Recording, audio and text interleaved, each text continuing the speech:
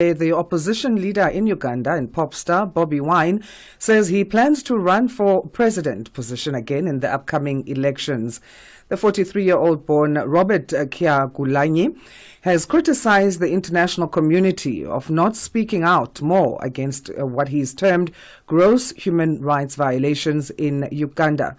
Bobiwine is challenging long-serving President Yoweri Museveni, who is expected to run again for the top position in January 12, 2026 polls. So to discuss this, we're joined on the line by Bobiwine, or Robert Kyagulanyi, leader of the National Unity Platform, or NUP. Bobby, thank you so much for joining us. How are you this morning? Thank you very much for having me. I'm fine. Thank you. Well, we appreciate you making time for us. You have announced your plans to run for Uganda's presidency, and this is the second time. Tell us why. Thank you. The news should be why I am running or why I might not run, because I ran the previous election, 2021, and we defeated General Museveni, but the world was watching. While I was put under house arrest, the world was watching while a massacre happened in Uganda, in real time, covered on all international media. And the world watched while the internet was switched off. So while we still have the same military government, the world is also watching. We have put ourselves out there to challenge the regime, knowing that the people will vote it out. But the question now is, will the world stand with Uganda, or will the world once again watch the democracy of Uganda continuously be eroded away? That is what we are asking the world. We are out to challenge the regime as a generation. You'll notice that Uganda is almost the youngest country in the world, but still suffocated under an old autocratic regime. So we are putting ourselves out there. The question is, will the world stand with Ugandan democracy?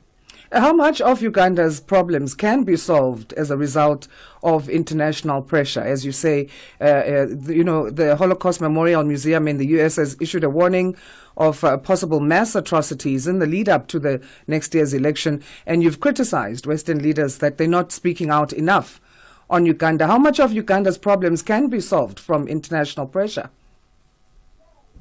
Well, so much of Uganda's problems can be solved by the international community, because largely most of Uganda's problems are enabled by the international community just by tolerating them. Uganda receives a huge amount of support from the international community. The question is, do they know what they are supporting? They are supporting criminality. As we speak right now, my personal bodyguard is being held by General Museveni's son, who is the commander of armed forces. By the virtue of him being son of the president and being in charge of the military, he can commit crimes. He tortured him and recorded him on video naked and shared his picture on social media, but the world is still silent about it.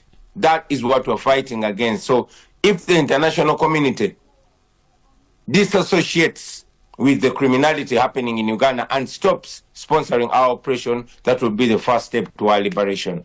What do we now know in terms of what happened to Edward Sebufu, your bodyguard? Well, Edward Sebufu was abducted by the military here, some of them in uniform and some of them in plain clothes but wielding guns. He was missing for 5 days. The military and police denied having him.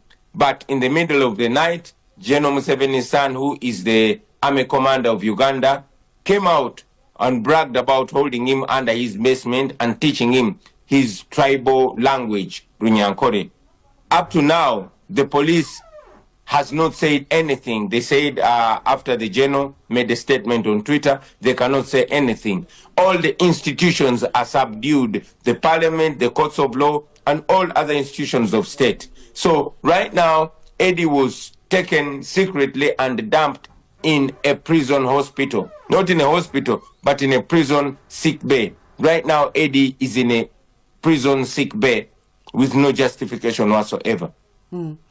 What are your plans or priorities in terms of, should you be in a position to govern Uganda, what would your action plans be? The first thing would be stopping impunity and returning the rule of law, making everybody free before and under the law, where nobody will have to fear repercussions of speaking truth to power. We want to stop corruption. Our biggest problem is corruption, where we lose, 10 trillion shillings, almost, a third of our revenue collected is being stolen by those in power, and that impedes development, impedes infrastructure, it impedes the healthcare system and the education system. So we want to crack down on corruption and have that money that being stolen rechanneled to sectors that benefit the country, which is infrastructure, which is healthcare. We have a sick healthcare system where our political elite do not use our healthcare system at all. They treat their loved ones and families from abroad, their children study from abroad. So we want to return sanity here, end corruption, and make sure our country functions once again. Your country's government has accused your party, the National Unity Platform, or NUP, of playing victim here and even staging certain kidnappings for political gain. How do you respond to the accusation that you may be sowing divisions in your country? Well, this is very unfortunate because all people that have gone missing, whoever has shown back again, have shown up again, they've shown up in a military court, they've shown up in military barracks, and others have shown up in police stations completely tortured. So I wonder whether we can abduct ourselves and then detain ourselves in military installations. Many of them have never shown up again. Many of them are still missing up to now. So any claim that we abduct ourselves is really, really unfortunate. Let's talk the upcoming Youth Council elections. This will be on the 12th of June as part of the journey to the main 2026 elections. How much do you see this offering a platform for young people in Uganda to speak? Like having told you that Uganda is the second youngest country in the world next to Niger, we have a bulk of young people. More than 85% of our population is younger than 35. So majority of our people are youth. Even though we are under, very, very serious state control, where we as a political party are actually not allowed to go and organize. Even the last time that our young people, the youth of our party, were holding a press conference, our party headquarters were surrounded to impede that. On the side, the ruling party is busy going around the country trying to convert support. Lucky enough, the young people are all eye-opened. So yes, we are organizing under the circumstances, under operation, in running battles with the police and military, but to try to reach out to young people and also using social media. We are ready for the youth elections because we know that after sweeping the youth elections, this will galvanize and empower the young people and motivate them to go for next year's general election, which we are sure we are going to win. The question is, will the world stand with the people of Uganda to ensure that what they choose is what happens in their country?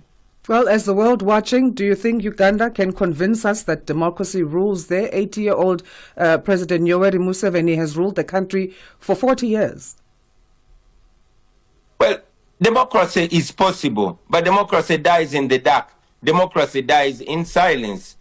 On this very continent of Africa, there was a man called Robert Mugabe who ruled Zimbabwe for so many years and went way into his 90s. We know that if the world stood together, Zimbabwe would have been liberated much earlier. Now it sank even deeper in the mess. You saw that the Gambia had a dictator called Yahya Jammeh, but he was voted out. So it is possible to vote out dictators if the world stands with the populations of those countries and ensures that what the people decide is what happens. It's unfortunate that many dictators have turned elections into rituals at the watch of the world. We can save Uganda from that, and that Uganda will be a marking scheme for the rest of African countries that are yearning for liberation and freedom and real democracy. Well, thanks again for your time, Bobby. We appreciate it. You have a good day. Thank you very much for having me.